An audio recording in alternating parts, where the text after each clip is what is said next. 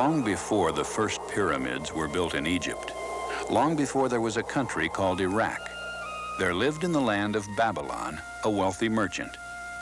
We know little of this man, not his name, what he looked like, or anything about his family. Yet we do know something of the place where he lived. We know that he lived on an estate in a mountain-lined valley, and that he was, in all probability, prosperous. We know these things even though he lived over 4,000 years ago, because of this: a small clay tablet that someone made for him, a map of his estate. And it is the oldest known map in the world. And while it is the oldest map we know of, there is little doubt that we humans used maps before we even learned to write. Long before they developed an alphabet, the Eskimos scratched out maps on scraps of wood and pieces of ivory. We know that the ancient Egyptians began to develop and use maps some 3,000 years ago, and that the peoples of Greece made maps to help them navigate the waters of the Mediterranean Sea. And while we don't know the name of that map maker of ancient Babylon, we Americans are eternally grateful to an Italian explorer and map maker whose name we know very well: Christopher Columbus. Like so many things that touch our lives every day, maps are things we have come to take for granted. After all, they're just pieces of paper, sometimes flat, sometimes round, and sometimes folded.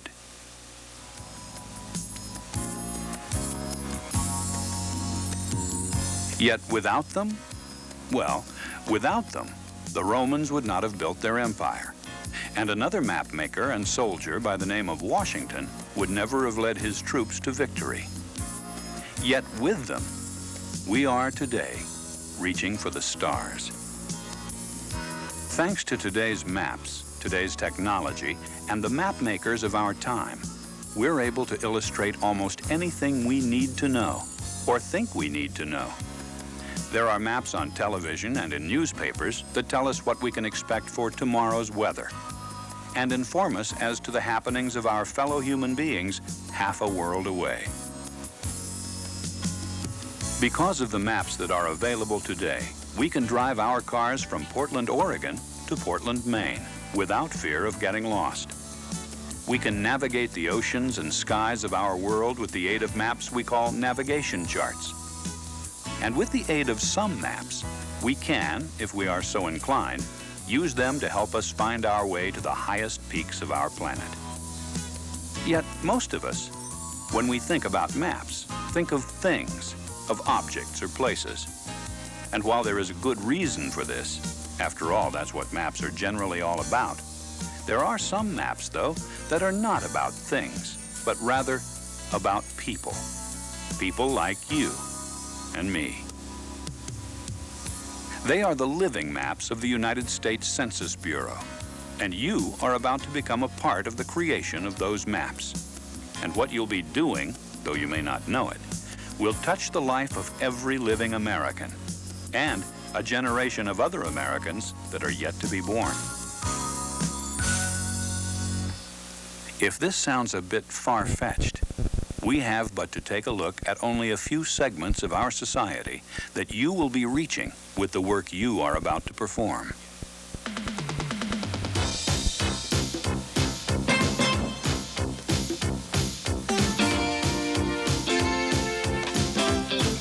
Yes, because of what you are going to be doing, you, your neighbors, and everyone all across this land will be assured of having equal and fair representation at every level of government. The management of American industry will better understand the markets for their products and services. We will know where to build the schools and health facilities for those who are today no more than a gleam in a father's eye. In part, because of your efforts, new roads will be built, neighborhoods established, new businesses will spring up, all a part of the ever-changing face of America. And just how will you be doing all of this? Why don't we find out by going on a journey with Sandra Evans, one of your co-workers at the Census Bureau. Sandra is an enumerator, or census taker. Her job, our job, is one that the Census Bureau must do every 10 years, something we call the decennial census. Did you know that there are over 5 billion of us human beings on the planet we call Earth? And during the 1990 census, you and I, Sandra, and a large number of other Census Bureau employees will concern ourselves with the more than 200 million of these people who live here in the United States. Sandra's job is to locate people in her assignment area, like the town of Abbotsville, where she is today. Your job is to help Sandra and the tens of thousands of other enumerators like her. How? By creating and updating maps. Maps that will show enumerators where people live, from the largest cities to the most remote countryside.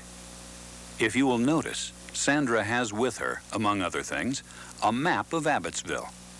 And it's exactly like the ones you will be helping to provide. Let's take a look.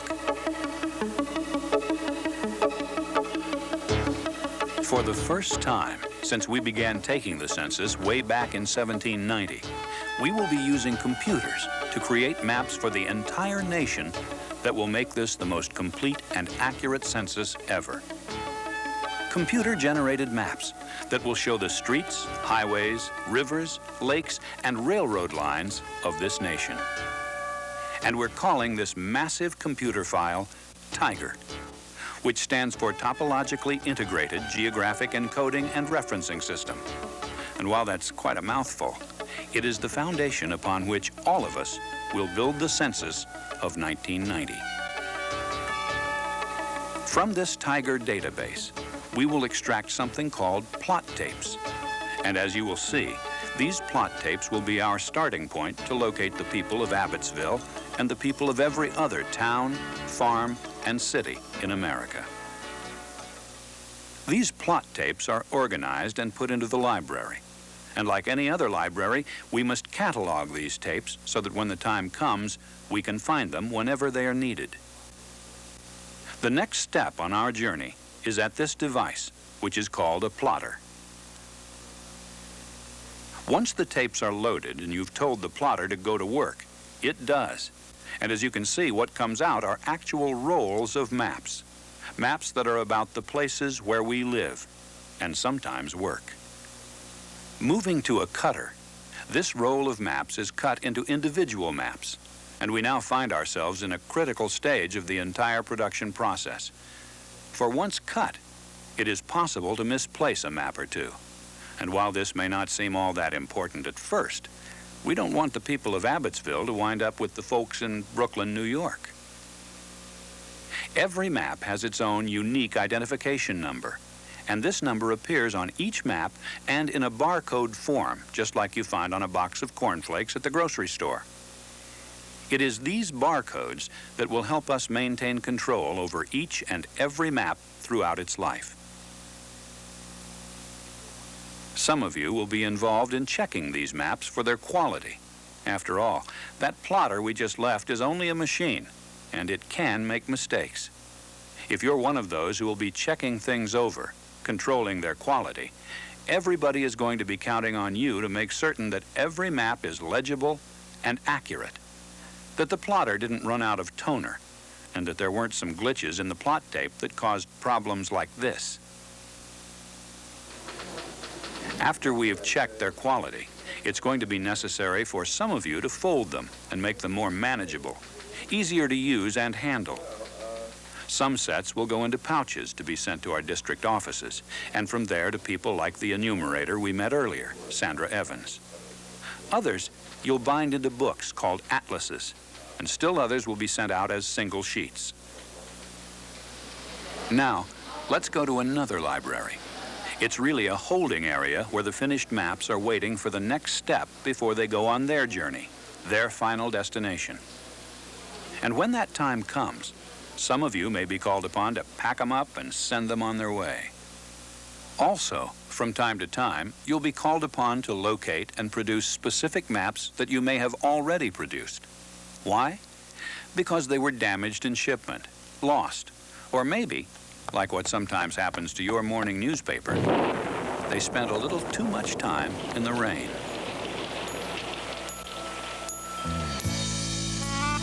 As you can see, back here in Abbotsville, the main street is much like the main street of many small towns in America. There's a volunteer fire department here and a small police station. And while there are a few fires in Abbotsville every now and then, the life of Sheriff Watson and his 2 officers is generally rather routine. On the outskirts of town is the hospital, where just about everybody in Abbotsville was born. About the biggest thing to have happened in Abbotsville during the past 10 years was when Steve Carruthers came here and started up a small foundry company.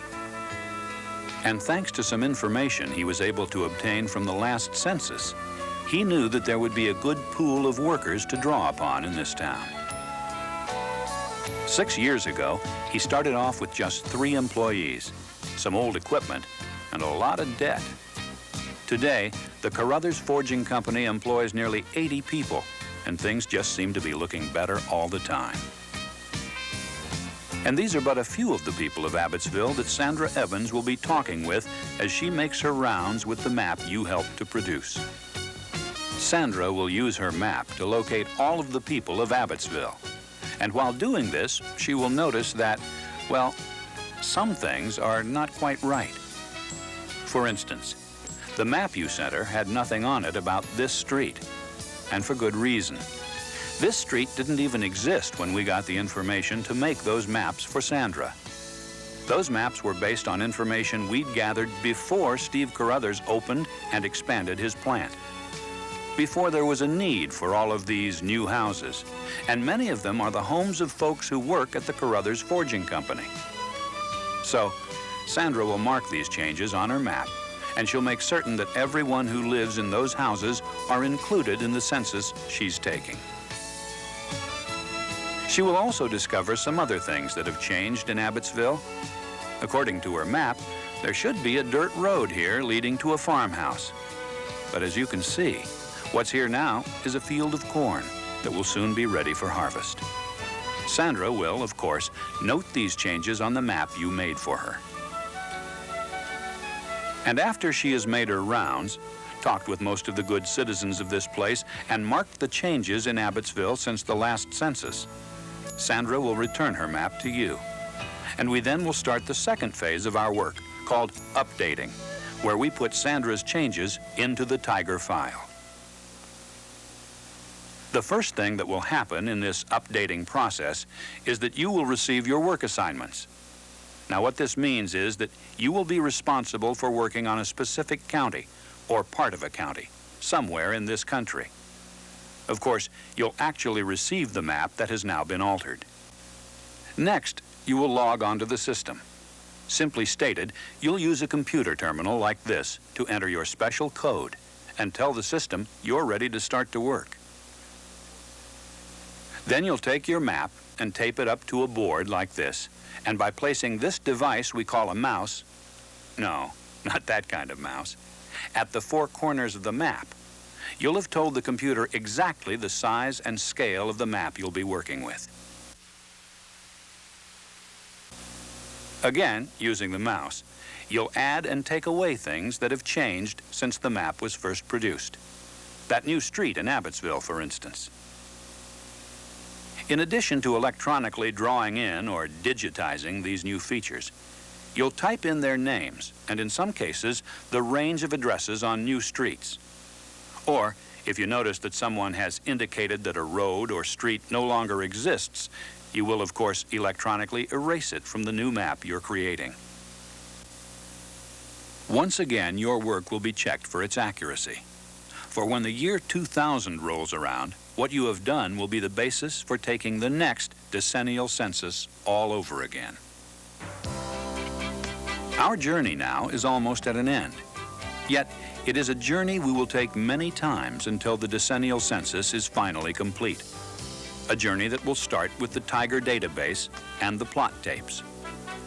From plot tapes to plotter, and maps for people like Sandra Evans. Maps that will be changed and be redrawn by you, your friendly mouse, and this computer. And while it is a journey you will make again and again, it is important to always remember that each step of the way, each and every time we cycle through the entire map-making and updating process, we must be as careful and exacting as we were the time before. Because of us, you and me, there will be some changes in the lives of people all across our land. Here in Abbotsville, the census will reveal and illustrate the growth and changes that have taken place in recent years. Growth that means the people here and in the surrounding counties will have a new seat in the Congress of the United States. And just like Steve Carruthers, others may use this information and decide that Abbotsville is a good place to locate a new business. Others will find that the census has told them that the population of young people is rising so fast that they soon will outgrow their existing schools, and that a new wing must soon be built for the hospital. And all of this, and much, much more, because of you and the maps you have helped to make.